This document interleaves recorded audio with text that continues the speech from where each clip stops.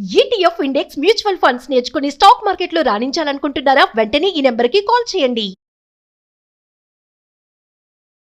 నమస్తే, welcome back to Suman TV. Present మనతో పాటు ఉన్నారు అనలిస్ట్ మందర్ కృష్ణారెడ్డి గారు. నమస్తే సార్. నమస్తే అమ్మా.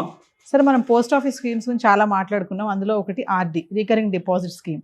నెలకి 5,000 కడుతూ 3 లక్షలు ఎట్లా మనం ఇన్వెస్ట్మెంట్ చేసుకోవాలి, రిటర్న్స్ ఎలా తీసుకోవాలి అంటే ఒక్కసారి వివరాల్లోకి వెళ్తే, అంటే ఇది ఎవరికి ఉద్దేశించి చేసినటువంటి స్కీమ్, ఇది ఎవరు ఇందులో జాయిన్ అవ్వచ్చు, ఇన్ కేసు కట్టకపోతే ఫైన్ ఎలా ఉంటుంది, రూల్స్ ఏంటి, రెగ్యులేషన్స్ ఏంటి, ఇవన్నీ ఒకసారి మనం చెప్పుకున్నట్టుగా పోస్ట్ ఆఫీస్ అనేది మధ్యతరగతి వారికి, దిగువ మధ్యతరగతి వారికి, సామాన్యులకు ఎక్కువగా వరంగా ఉన్నటువంటి ఒక మంచి అవకాశం. పోస్ట్ ఆఫీస్ అయితే ప్రతి పల్లెటూరులో కూడా ఉండే అవకాశం ఉంటుంది. బ్యాంకులు అంటే పట్టణాలకే ఎక్కువగా పరిమితం అవుతాయి. కానీ 1000 జనాభా 2000 జనాభా ఉంటే కంపల్సరీగా పోస్ట్ ఆఫీస్ ఉంటుంది. ఎక్కడ దిగినా ప్రతి ఊళ్ళో కూడా కంపల్సరీ పోస్ట్ ఆఫీస్ ఉండే అవకాశాలు ఇవాళ ఉన్నాయి.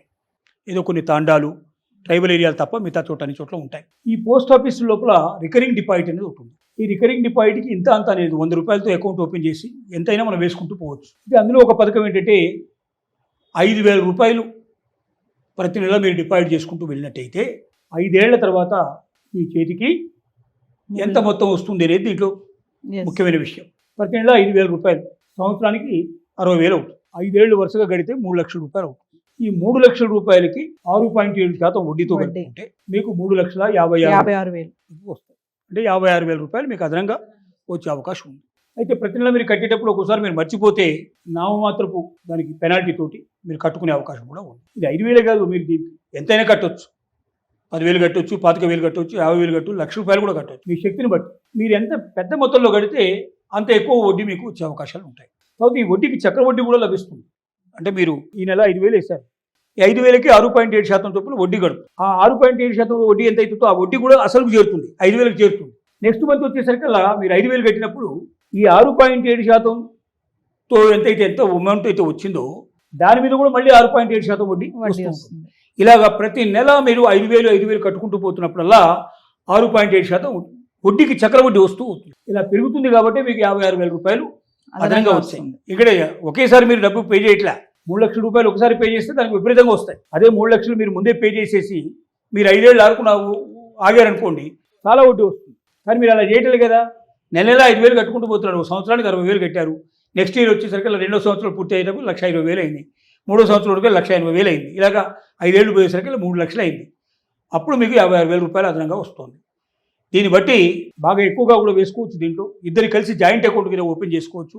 మనం ఇంతకుముందు గతంలో చెప్పినట్టుగా పోస్ట్ ఆఫీస్కి బ్యాంకులకు తేడా ఏమిటంటే, బ్యాంకులు నష్టపోతే అది స్టేట్ బ్యాంక్ ఆఫ్ ఇండియా కావచ్చు, లేకపోతే ఎనీ నేషనల్ బ్యాంక్ కావచ్చు, లేకపోతే ప్రైవేట్ బ్యాంక్స్ కావచ్చు, ఏ బ్యాంక్ అయినా సరే ఏదైనా కారణం చేత నష్టపోతే కస్టమర్కి కోట్ల రూపాయలు పెట్టి ఉన్నా కూడా బ్యాంకులో 5 లక్షలు మాత్రమే వస్తుంది.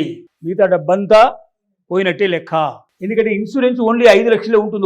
ఒక్కొక్క కస్టమర్కి 5 లక్షల ఇన్సూరెన్స్ మాత్రమే ఉంటుంది. కస్టమర్ జాయిన్ అవ్వగానే 5 లక్షల ఇన్సూరెన్స్ ఆటోమేటిక్గా వెళ్ళిపోతుంది. కానీ పోస్ట్ ఆఫీస్లో ఎన్ని లక్షలు ఎన్ని కోట్లు పెట్టుకున్నా ఒక్క పైసా ఎక్కడికి పోదు. ప్రతి రూపాయి మనకు వెనక్కి వస్తుంది. కారణం ఏంటంటే ఇది గవర్నమెంట్కు సంబంధించినటువంటి పూర్తి వ్యవస్థ. బ్యాంకులు పూర్తిగా గవర్నమెంట్గా ఉండవు. నేషనలైజ్ బ్యాంకులో అయితే 51% ఉంది గవర్నమెంట్కి ఉంటుంది, 49% ప్రైవేట్ వాళ్ళకు ఉంటుంది. ప్రైవేట్ బ్యాంక్స్ అంటే మొత్తం ప్రైవేట్ వాళ్ళకే ఉంటుంది. సో కాబట్టి అక్కడ వర్తించే రూల్స్ వేరు, ఇక్కడ వర్తించే రూల్స్ వేరు. ఇక్కడ లాభ నష్టాలకు సంబంధం లేదు. దీన్ని తీసుకుపోయి ఏ షేరింగ్ దాంట్లో పెట్టరు. ఇది ప్రభుత్వ పథకాల్లో ఉపయోగిస్తారు. ఖచ్చితంగా డబ్బు సకాలంలో తిరిగి వస్తుంది. కాబట్టి పెట్టిన పెట్టుబడికి కరెక్ట్గా టైం లోపల మనం ఏదైతే వాళ్ళు ప్రామిస్ చేసిన ప్రకారంగా మనకు డబ్బు తిరిగి వస్తుంది. కాబట్టి ప్రతి ఒక్కరు కూడా ఆలోచించి పోస్ట్ ఆఫీసు లోపల అకౌంట్లు ఓపెన్ చేసుకొని రికరింగ్ డిపాజిట్ పథకాల్లో చేరి వీలైనంత ఎక్కువగా తమ ఆదాయాన్ని పెంచుకోవాలి మనం విజ్ఞప్తి చేస్తున్నాం. అంటే సార్, మరి మార్కెట్ ఫ్లక్చుయేషన్స్తో ఏం సంబంధం లేదా? 6.7 ఇంట్రెస్ట్ అలాగే ఉంటుందా?